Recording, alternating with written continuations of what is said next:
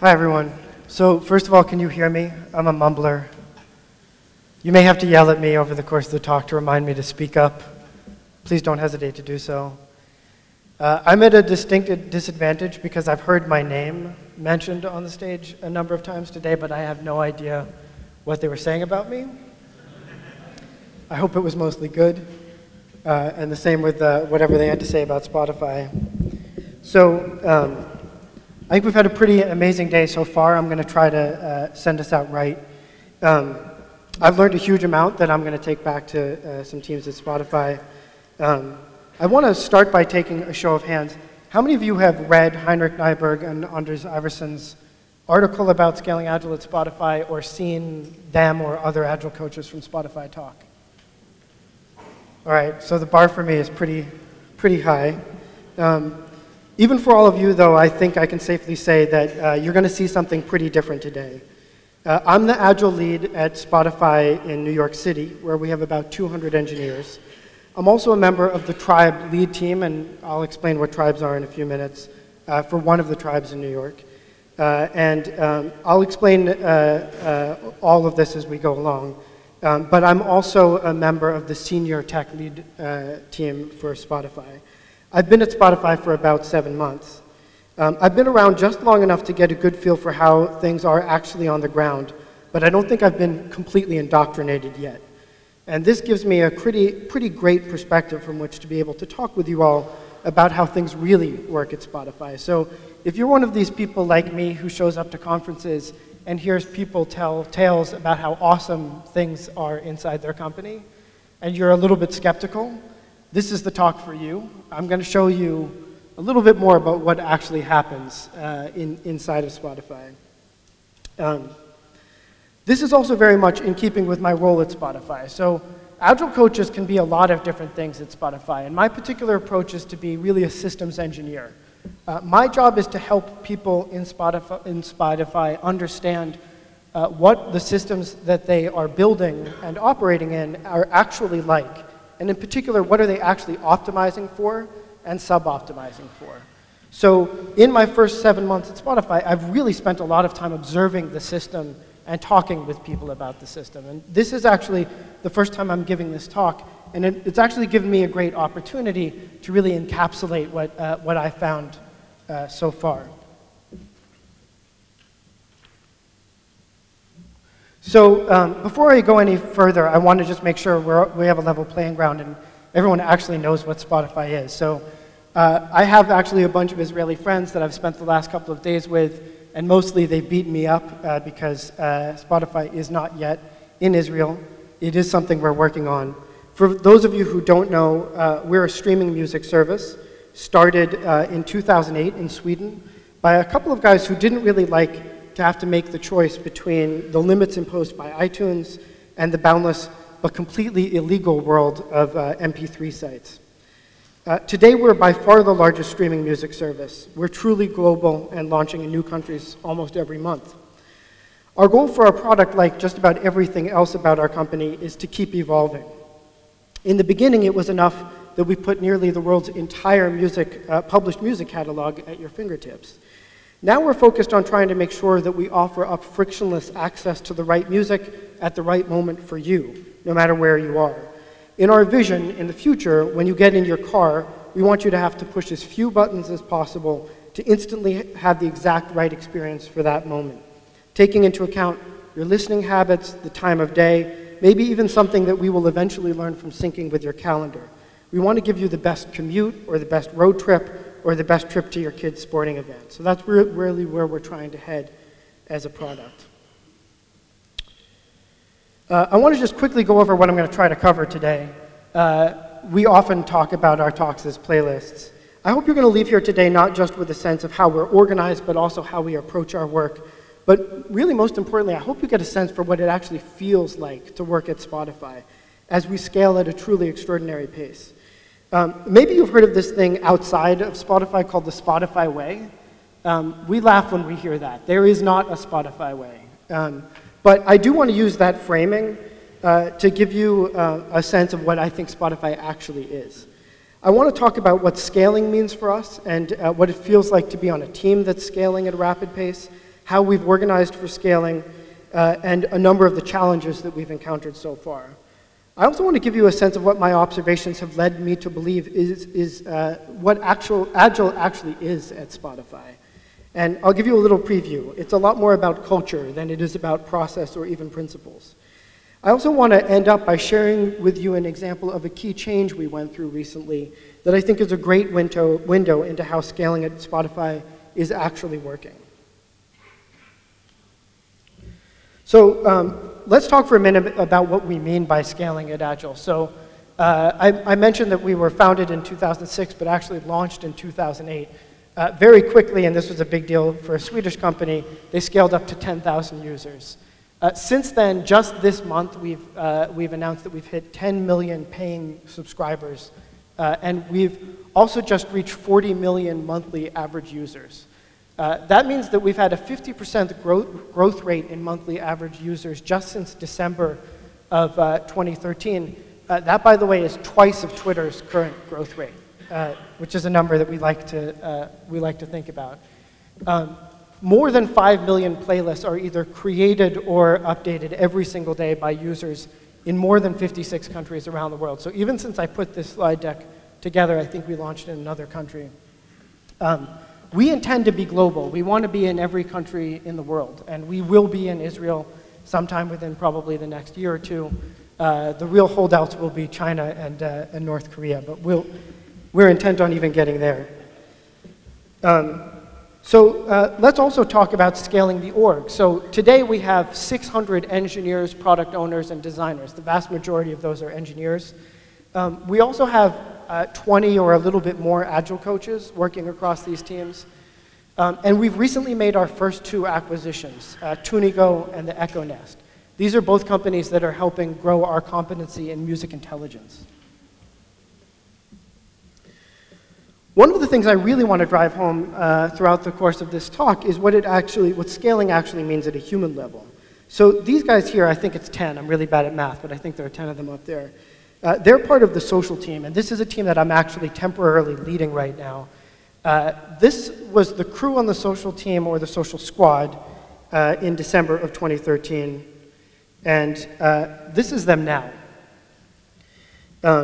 This is just 5 months later, and we've become much more of a super squad at this point. In particular, we've been growing our back-end capabilities so we can offer up data pipelines and APIs so that any team within Spotify can bake social functionality right into the parts of the app that they control. We've also added both a data analyst and a user researcher because the work we're doing with this team is highly experimental. We've also made the decision to develop with complete parity across all our key platforms. So when we release a feature on iOS, we want to also release it on Android and keyboard and mouse. And this is increasingly true for teams across Spotify. How many of you have encountered this environment where you're trying to keep parity across all of those platforms? It's fun, isn't it? Yeah, it's a great joy. So we've gone from 10 people 5 months ago to, I think, more than 22 today. And I'll come back to talking about what it means to be an Agile team with 22 people on it. Some of the Agilistas in the room will probably be balking at that concept. But just think for a minute about what is involved for the people on this team, what they experience when the actual team is changing so fast. You meet a new person on Monday, and by Wednesday, you're relying deeply on them to get your work done. Scaling isn't just an abstract concept for a Spotify engineer. If we get it right, we make their lives a lot better. If we get it wrong, they probably won't be a Spotify engineer for very long. So I'll come back to talking more about the team experience, but I want to talk about the notion of a Spotify way. What I'd argue is that there are actually a bunch of Spotify ways. When we go to conferences or have people contact us asking to visit, which you guys are welcome to visit, we have offices around the world. The largest are in New York and Stockholm, and we welcome people to come see us. You can just reach out to me on Twitter or LinkedIn. But when we have those conversations, people often talk to us about the Spotify way, and they want to learn how to execute it. My message to you today is be careful what you wish for. This is what Spotify actually is. It's a collection of all of these things. And some of these things are the kinds of things that you don't actually tend to admit in a situation like at a conference, right? So let's see. I think one of the things that has really jumped out at me at Spotify is how much we are really a mix of a Swedish and an American company. So we have this very collectivist attitude. We are a very consensus-based organization. I think that's pretty clearly from the Swedish side of the company. But we're also hyper-competitive. We're extremely entrepreneurial. We want to win, and we talk about winning. I liked what Dean had to say earlier about winning. We all want to be on winning teams. You don't work at Spotify if you don't want to win. So we're a great mix of those things. Our founding story, how we got started, the fact that the engineer who wrote the first line of code in Spotify still works at Spotify is a big part of who we are. The fact that we managed to get these extraordinary licenses out of people like Sony and Time Warner, mostly because the guy who was charged with trying to get the licenses came from the backwoods of Sweden and didn't know how hard it was supposed to be. So he just started calling people until he got the right people and they agreed to give us some licenses. The words we use and the words that we don't use. So in my 7 months at Spotify, I think I have literally never once seen anyone try to blame anyone else for anything that has happened. That's pretty extraordinary. So sometimes we'll talk about someone that's struggling, but we talk about them in terms of how we can help them and what we can do to build a better system that's going to support them. We don't talk about laying blame on them. So the dollar sign probably sticks out there. So this is something that I don't think many companies want to talk about. Dean actually touched on this a little bit earlier. Spotify is a great product. It's really fun to work on a product where your friends tell you how much they love your product. And it's great to work on a product that you actually love to use your product. It also means that we've had access to some pretty extraordinary investors who are willing to take a really long view. In short, we have a lot of cash on hand. We also have shockingly good revenue, despite what you might read in the press. So we have great revenue, we have great investors, we have a lot of cash on hand. That means that we can choose to optimize for things other than short-term efficiency. We don't have to deliver aggressively to hit specific marks. We're in it to win in the long run. We believe that streaming music will be a winner-take-all market, just like Facebook has existed in a winner-take-all market, and Google in search. We think streaming music will be the same. And we're investing in the long run for that. And that means all sorts of things for the kind of behavior that we can engage in. So the message I'm trying to drive home, our organizational structure, which I am going to talk about in a few minutes, isn't how we got to be where we are. We arrived at our organizational structure because of a ton of factors that add up to make who we actually are. I'll touch on a lot of these factors throughout the course of the talk, but I did want to point out that this is a pretty classic example of the experience of Spotify. So have people seen these before? Not surprisingly, you've all has. So we have these all over Spotify. In fact, in the tribe that I'm working with right now, when you walk, I'm a little nervous about this actually. When you walk in, the first thing you see on a huge wall is fail walls. So what we do is encourage people to actually tell the stories of failures, make them very public. It ends up taking the teeth out of them, and it makes it much easier for us to learn from those experiences. But to actually be a company where people talk about celebrating failure in the Agile community. I'm not so much into celebrating failure, but I am really into learning from it and seeing what we can apply the next time we do something. And this is an example of the kind of thing that is really culturally baked in at Spotify.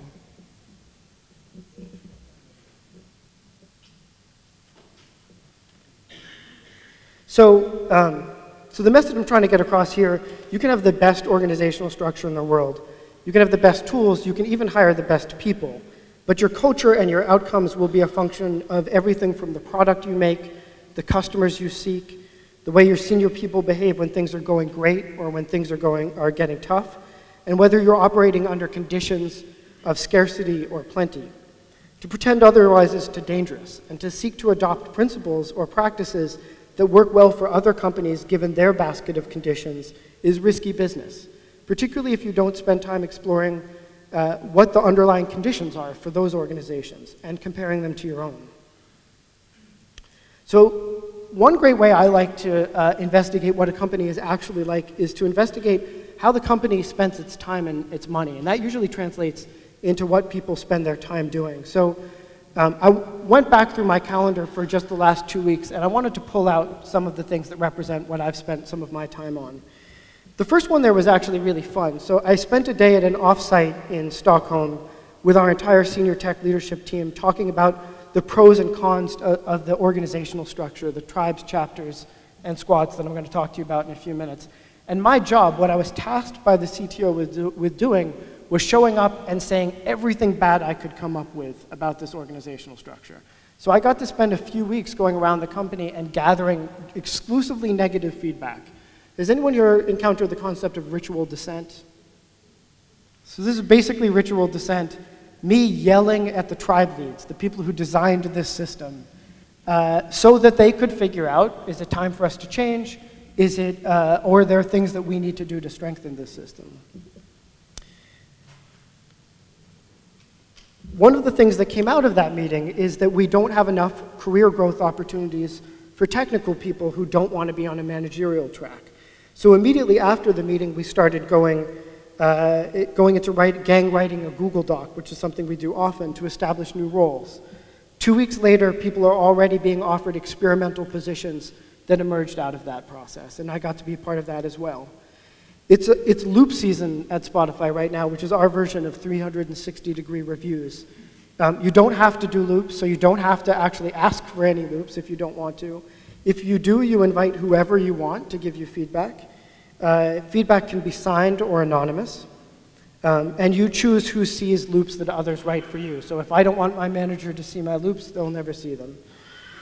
Last week, I wrote loops for 2 of my counterparts, both of whom had also recently provided me with some feedback. And in fact, both of them had provided me some pretty strong improvement opportunities, which I actually hugely appreciated. So that in turn caused me to be really careful with what feedback I provided them in their loops. Another topic I'll come back to later in this talk is the struggles we've had around executing large cross-org projects well. Our focus on autonomous teams and skepticism of anything that looks like top-down management have caused us to avoid developing a strong project management practice inside the company. And that's something that a bunch of us feel really needs to be addressed. I've been working with a self-selected group of individuals who are putting together a proposal for how we might handle large-scale projects in the future. And over the last 2 weeks, I've spent actually a good deal of time in meetings with them and reviewing material they've produced. So maybe given my role at Spotify, it's not that surprising that these are the kinds of things I'm spending my time on.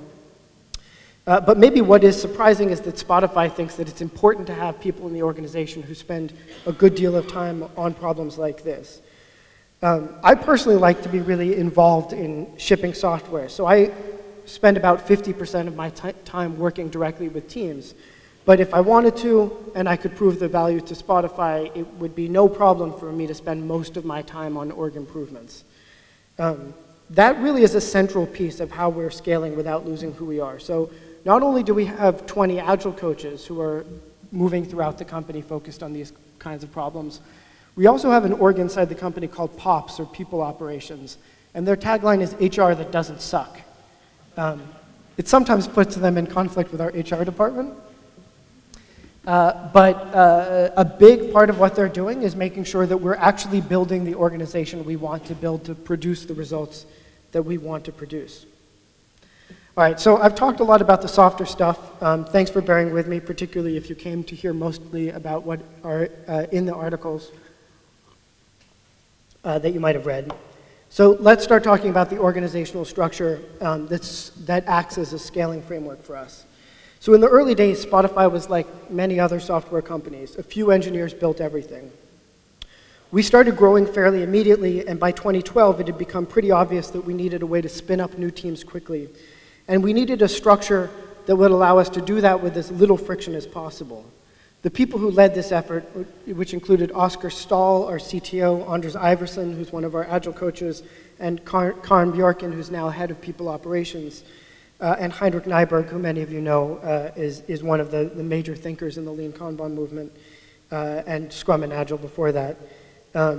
They also wanted to optimize for letting people move around pretty easily throughout the org, so retention is very, very important at Spotify, and that means that if you get bored of what you're doing after 6 months or a year or 2 years, we want to make it very easy for you to stay in the company and go find another problem that you're interested in working on. And finally, we wanted to make sure that we balanced a strong focus on delivering value with making sure that we gave people room for personal and professional growth.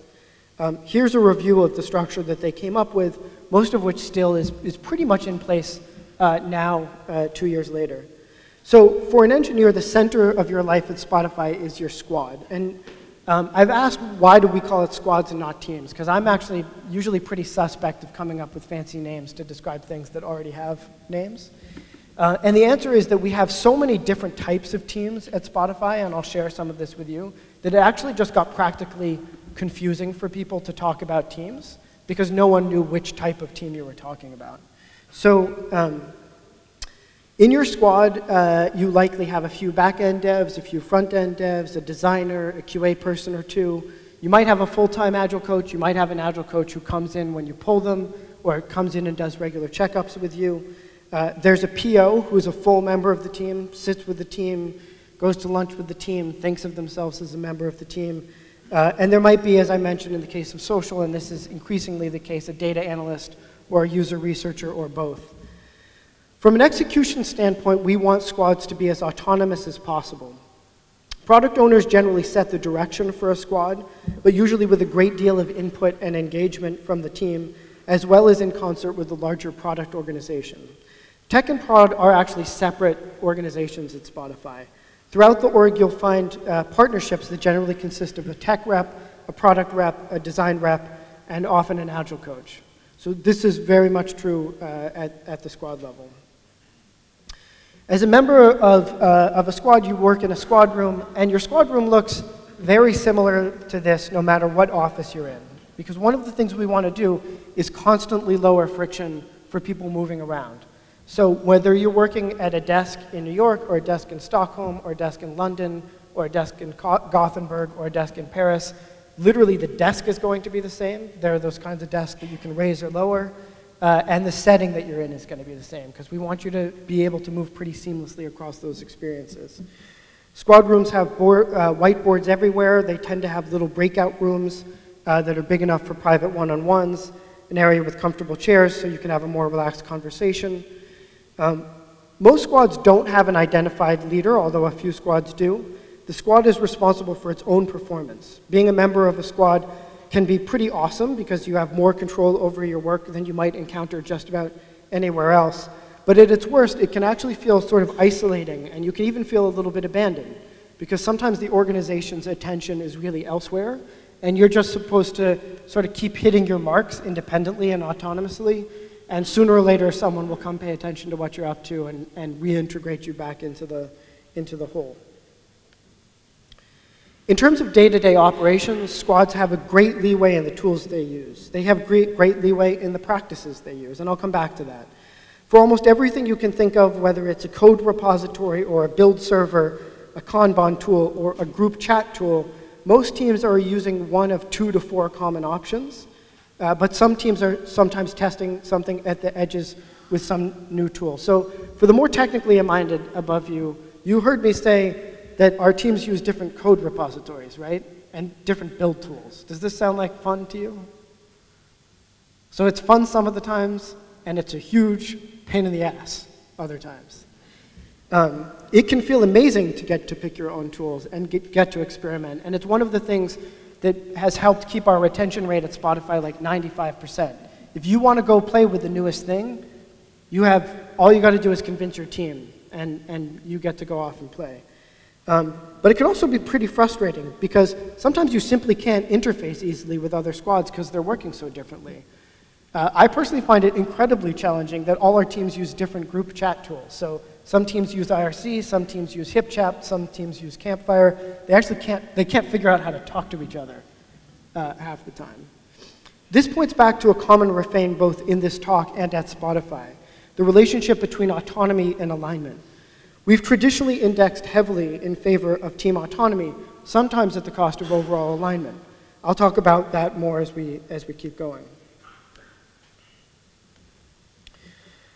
So one thing I'll say, though, is that autonomy isn't just about getting to do what you want. It also comes with a ton of collective responsibility at the team level. Squads are responsible for maintaining their own services and data pipelines in a condition so that other squads can make use of them with high expectations around performance and uptime. So if you put a data pipeline or a service into production, it's the expectation that other teams can use it and that you're keeping it in a malleable, strong, resilient state. Over the last year, we've been rolling out an Ops and Squads initiative, which is shifting most operational responsibilities back into the squads. That means they're responsible for provisioning their own hardware. It means they're responsible for maintaining their own systems, establishing their own monitoring, and responding to emergent issues when the system goes down. So when something goes down in the social group and I'm on rotation, I get a call.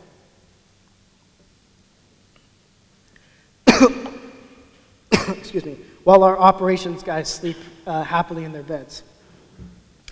From a less technical perspective, squads are also responsible for making sure that their missions and how they're approaching their missions are well known and understood throughout the org so they can maximize impact, but also so we can try to avoid redundancy. One other thing I'll note that that we're learning is that some of our lower level missions are actually broad enough that they warrant something larger than a single squad. And that's the case with the social team that I showed you earlier. These teams are basically now forming and reforming constantly into sub-squads. So the 22 people on the social team might be today broken up into 5 teams of 2. The next day, they might be, I'm really bad at math, they might be 4 teams of 5.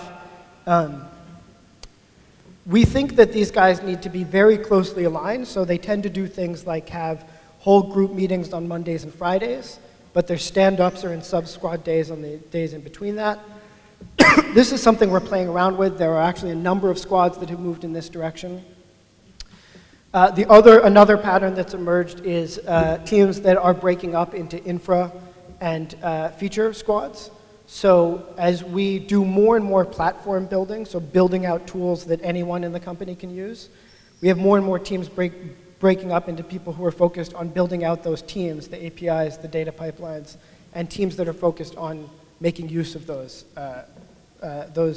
resources.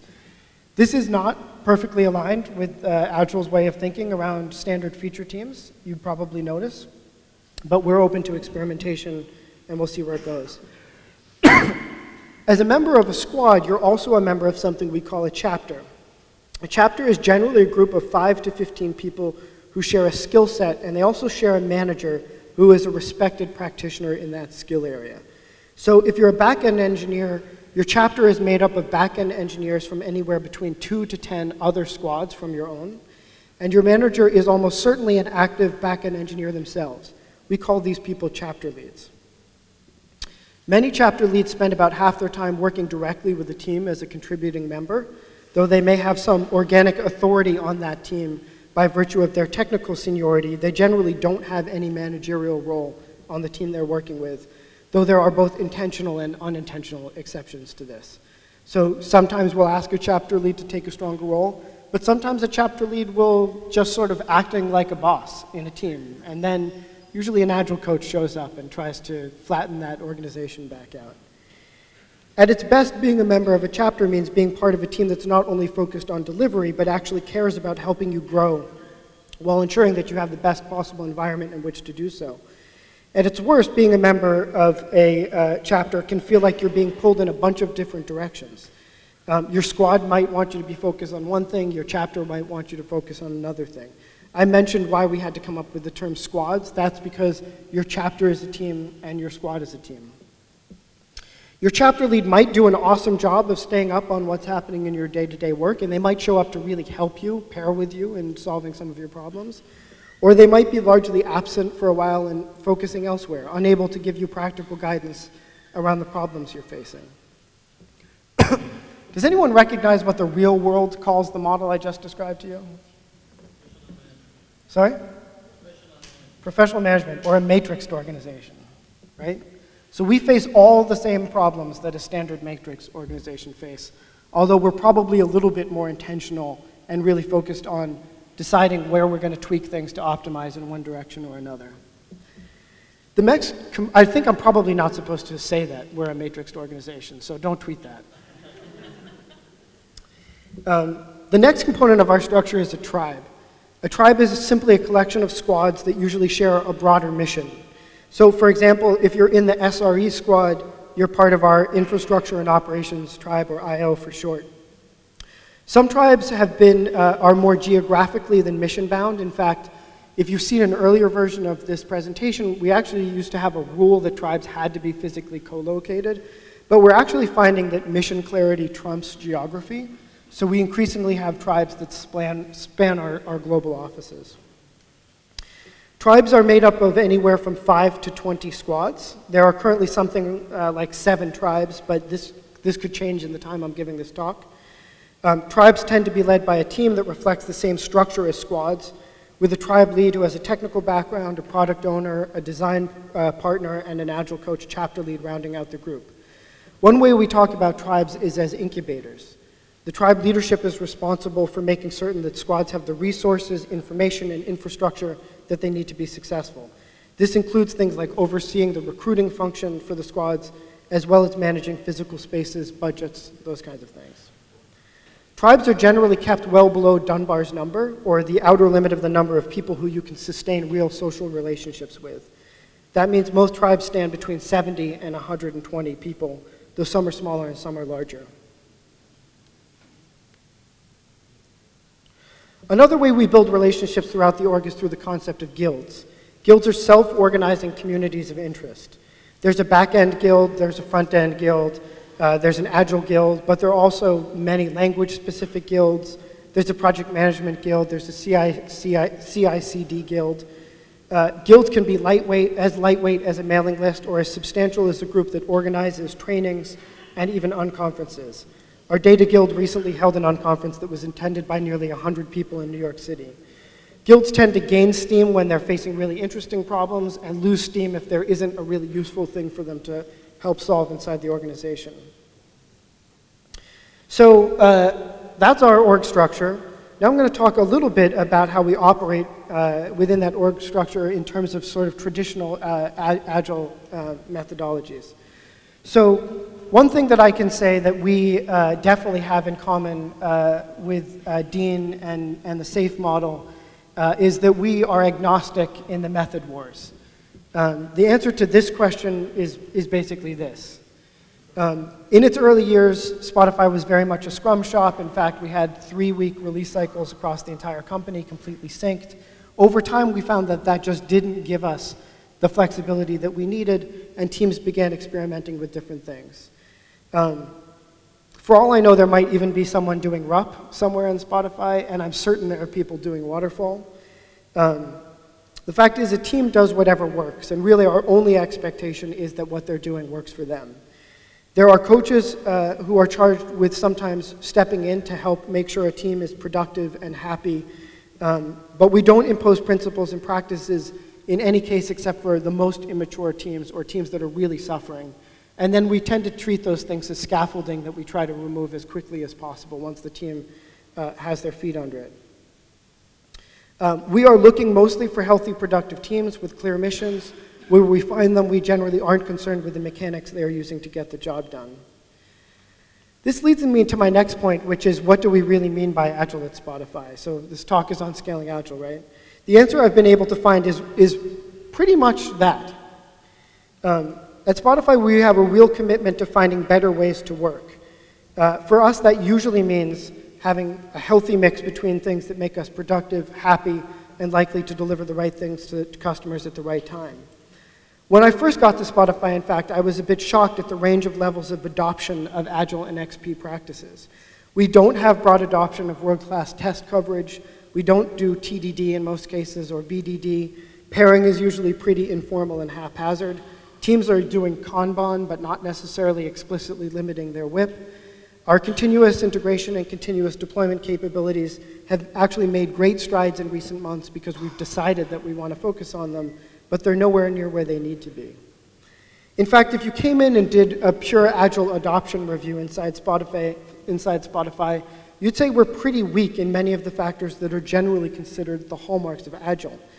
Having said that, though, I've come to believe we're actually are pretty incredibly Agile in the ways that really matter. It's kind of cool in some quarters these days to dismiss the Agile Manifesto, but I think at its heart was pretty much in the right place. It recognizes that people are more important than rules, that you learn a lot more from exploring working software than you do from developing requirements docs, that you need to build what your customers actually are demanding from you. And that maybe above all, you must be able to respond to change. And in each one of those areas, I think Spotify is actually incredibly strong. So I want to go through an example of a recent, fairly aggressive and really all-encompassing change that Spotify went through. So how many of you know Conway's Law? So in software development, we read this to mean that if you look at a company's software, it's very likely that you can identify their org structure. We tend to build our org structure into our product. Mel Conway would have been extremely happy with Spotify as an example of his system. If you look at the left sidebar there, there was a time when each one of those things on the left-hand side were basically a squad or a tribe. So when we decided we wanted to solve a new problem, we just add another tab into our left-hand navigation. This, over time, made for a pretty crappy user experience, let alone the problems that it created for us in just trying to manage our system. Each one of those sections also had not just a different tab, but completely different user interactions inside the system, different buttons to do the same thing, different workflows to accomplish the same task. And it got worse when you looked out across the platforms that we implement on. So if you were one of these people who for some reason used us on an Android and an iOS device, you would have been forgiven for thinking that you were actually using different companies' software as you moved from one product to the other. And it got even worse when you looked at our keyboard and mouse, our web and our desktop players. As a user, not an employee at Spotify, I, like many in the media, had begun to really notice this. In 2013, there were a lot of people in the media talking about this problem, and a lot of my friends who were users were talking about this problem. So this is how I describe how change happens at Spotify. We talk a lot. We are a consensus culture. So when we decided that we wanted to tackle this problem, my guess is that that line probably started sometime in 2011, or maybe early 2012. And it might have started with 2 people talking about this problem.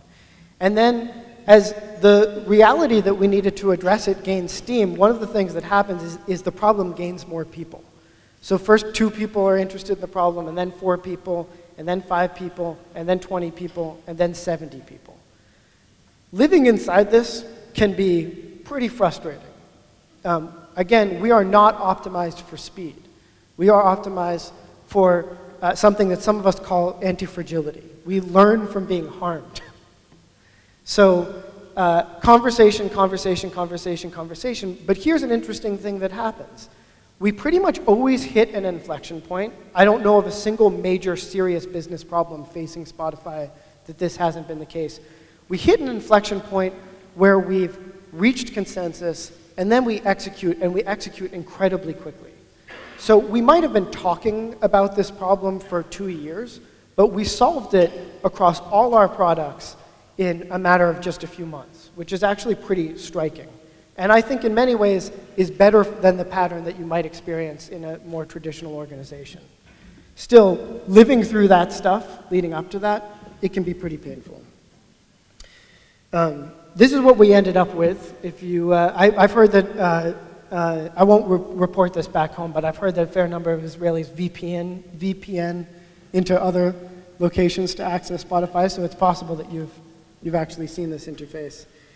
To get there involved more than 20 teams, it involved more than 100 people, and actually from the moment that they started ideation to delivery out in the field was about 8 months. And this itself was not an easy experience to live through. We experienced late nights, we experienced long weekends, and these are things that we usually don't do at Spotify. And we even did something we almost never do at Spotify. We made a deadline because we wanted to have a big product launch. So we made a deadline, which we never do at Spotify, and then we broke the deadline, which we never do at Spotify. And these were pretty traumatic experiences for us.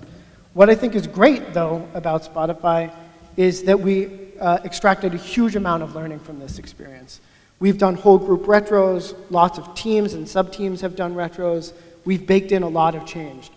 This ranges from the technical, so one of the things we did as a result of this project is we took Twitter Bootstrap and we modified it into our own version that we call Glue.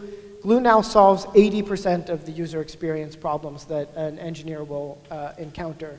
That means our engineers no longer have to make up their own buttons to solve problems.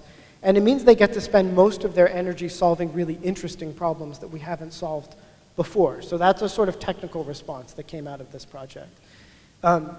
On the other hand, it also really made us start thinking about this autonomy and alignment concept. So for most of its time, Spotify talked and acted like what we really valued was alignment, and as if alignment and autonomy are polar opposites, and you have to pick one or the other. But by the time I got to Spotify, people were already getting pretty uncomfortable with the results it was producing for us to be so aligned, so aligned towards autonomy. This is where our discussion has really taken us, and interestingly, if you read Heinrich's article, I think he had a version of this image there. So we've been talking about this for a long time. But what the CAP project caused us to really have to do, because we'd never done a project of this scale before across so much of the organization, it really caused us to start to figure out what are we going to do to try to balance alignment and autonomy. I would not say that we are anywhere near having figured it out, but I would say that we have very much adjusted our thinking. So one of the big things we've done recently is you will start to see portfolio Kanbans popping up around the organization. So at the tribe level, the tribe that I work with has a portfolio Kanban, and a number of other tribes adopted that. And now the tribe leadership, the senior lead team, also has a portfolio Kanban. These are concepts, as simple as they are, that would have seemed really anathema to Spotify even 6 or 8 months ago. The trick now is for us to keep figuring out how to stay true to the intent of autonomy while finding ways to make sure we use autonomy to tackle the tough, fun, and interesting problems, and using alignment to make sure we're headed in the right direction and not wasting our time on boring problems or problems that we've already solved. Having said that, we remain pretty skeptical about how much uniformity you can effectively impose on squads made up of very different people with very different missions. So we want our teams to still have a great deal of control over what they work on and how they work. So if you've taken any lesson away from what I've talked about today, I think I've probably used up my time.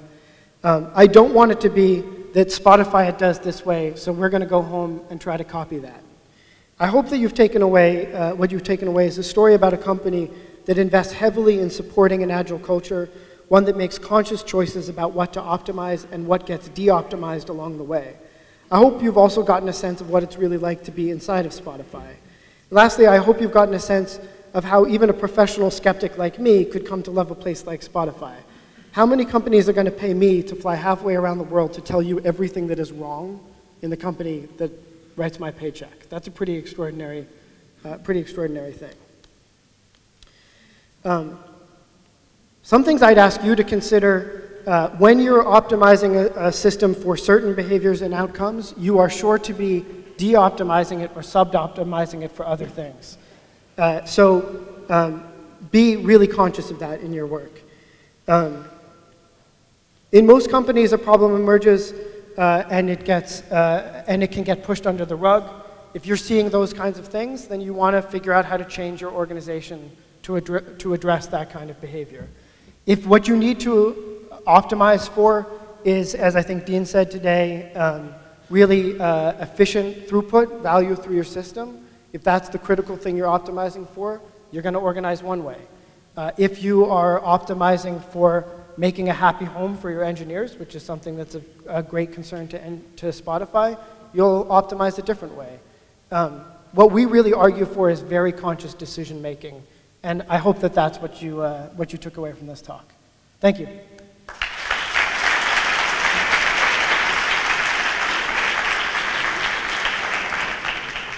Any time for questions? Any questions?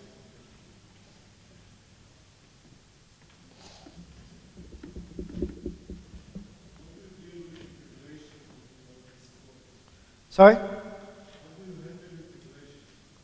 Deal with integration? So one of the key answers to that is that engineers talk to engineers.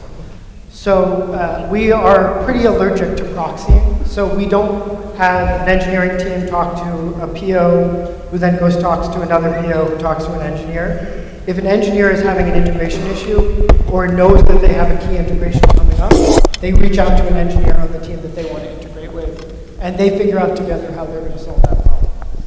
Does that? Other questions? You said earlier that you have HR that doesn't suck. Yes. What does that mean? Okay. So one of the things that people operations does is they're just present. So they're there when we go through our objectives and key results process, which is how we set goals at the squad level. They're there when we're doing portfolio planning. They're there when a team member is really struggling. And their job is to keep us healthy and happy. That's really their whole remit. So standard HR has all sorts of other problems, right? They're worried about liability, they're worried about healthcare, they've got all these concerns. These guys' job, their only job is to make sure that we're healthy and happy. And how they do it is by being present where the work is happening and injecting themselves or being available to be pulled in when they see something that they can help with. Can you elaborate a little bit more about the product owner synchronization? You have chapters for the technical guys. Yep. You have the same thing with the product owner? Excellent, yep. So we've actually made some recent changes in this process. So our product organization is actually incredibly flat. So our head of product is a guy named Gustav Soderstrom. Under Gustav are maybe 3 or 4, maybe up to 5 now, what we call product area leads.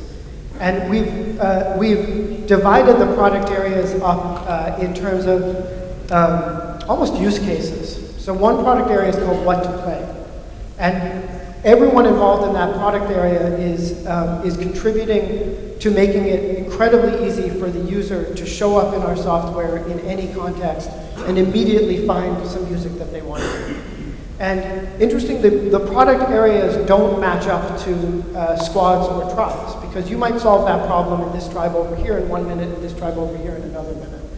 So you've got the product area leads who, among other things, go around and evangelize to tribes and squads about things that they want to see happen in the product. And then you've got this other layer, which is product owners who mostly report up to 2 people who report to Gustav. And product owners are just dispersed members of teams. And I'd say that they spend maybe 80% of their time with the team and 20% of their time engaging with other product owners. One of the most extraordinary things that I've experienced at Spotify is something we do every single quarter called Product Days. Product Days is 2 days. Every product owner in the company and anyone who else wants to come can come hear what's happening in our product operation. It's a really extraordinarily powerful thing. We also videotape it. You can watch it. And we also have an internal comms team, and their job is to pull out some of the most interesting things from those and lots of other communications. Does that speak to your question? Yvonne? So we've been in the discussion, and there were a lot of discussions about safety today. Yep. And I was wondering if you can crystallize for us what is different between the way it looks like in Spotify right now and how people that would go and do safe Yep. do it. And it's obviously different from the culture and how Sure. the practices. Yep, so the question is sort of what are the practical differences between our approach and SAFE? I'll give a little bit of a sideways answer. So first of all, Dean talked today about the method wars. So I come mostly from the Lean Kanban community, and that is a community that is unfortunately overly interested in the method wars from my perspective. So I haven't been exposed to SAFe in practice. I've been exposed to a lot of my peers in the Lean Kanban community who have a lot of things to say about SAFe. but I haven't experienced in practice, and I was actually really excited to hear Dean's talk today.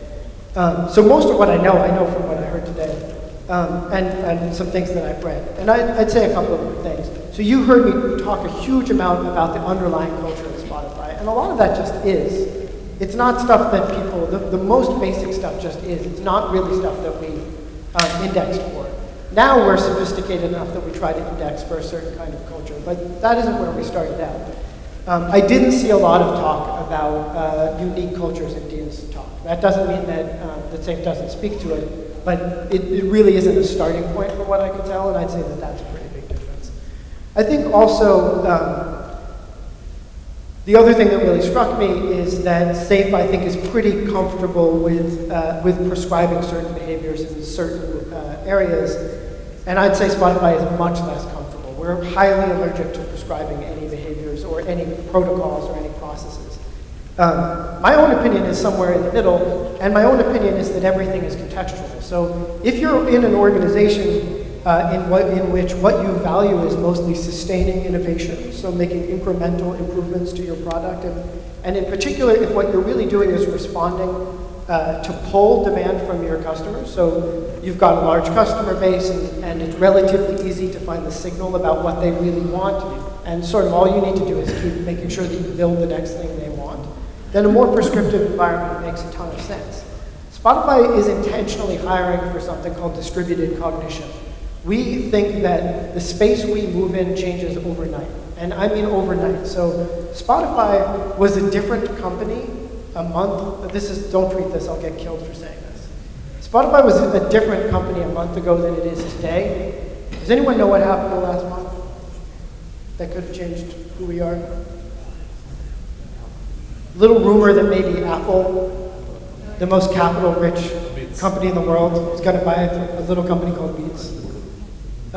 We have to be able to change overnight to address a problem like that. And a story, I told this to someone earlier today, like a guiding story for me is WhatsApp. So you guys know the WhatsApp, I think a lot of Israelis use WhatsApp, right? You guys know the product. So you guys know that the guy who developed WhatsApp, in 2008 he went to Facebook and he went through their interview process and he failed. They didn't hire him. And then he went to Twitter and he went through their interview process and he failed. They didn't hire him. So he's like, well, what the fuck else am I going to do? And he went and built WhatsApp. And then he sold it to Facebook for $19 billion. Spotify wants to be the company where that guy gets hired and builds WhatsApp for us. And you build a different kind of company if that's what you're indexing for. So I didn't hear a ton in what Dean was talking about that is particularly indexed for making sure that really big ideas could emerge from any corner of the business and turn into the next $20 billion idea. Spotify is indexing for that. And that's how I think we're different. But that's in no way to take away from, that's all about our context. There are lots of other contexts where you want to index for very different things. Other questions?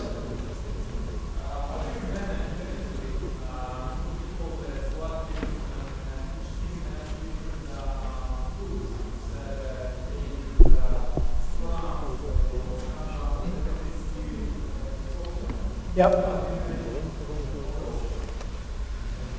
Not that well. That's the honest answer. I think we're getting better and better at it. So one of the things that is happening is that sort of the Kanban phase visualization and the concept of whip limiting have become a more universal language in the company. So even teams that are mostly doing Scrum are very likely to have a Kanban visualization. And as I mentioned, through no particular fiat, no governance decision, portfolio Kanbans are showing up more and more throughout the organization. So this is the way things usually happen at Spotify. Something hurts enough that a problem emerges, and we're willing to adopt it. And I actually think it's a pretty healthy model, but it can be an interesting thing to live through. Other questions? Would it be safe to say that the product area leaders don't really instruct the squads what to take up and what to do and what not? And the word I'd use is lobby. So mostly product area leads really need to make the case for what they want to have happen and find teams that agree. So a perfect example, I'm working right now with the product area lead for social. And he's really selling this idea that social features should be wherever you are in the app, where your experience would be enhanced by knowing something about how your friends are listening to and engaging with music. Spotify. Yes, he's right. That's why I'm working with him, right? He's got to go around and pitch teams. So he wants to put functionality in genres so that when you go to hip hop, you find out that this friend is building awesome hip hop playlists, and that makes you follow them, and it makes you engage more deeply with them inside Spotify, and it points you to new music that they're listening to that you didn't know about. He's got to go to that team, and he's got to convince them to try to do some experiments with that functionality. Other questions?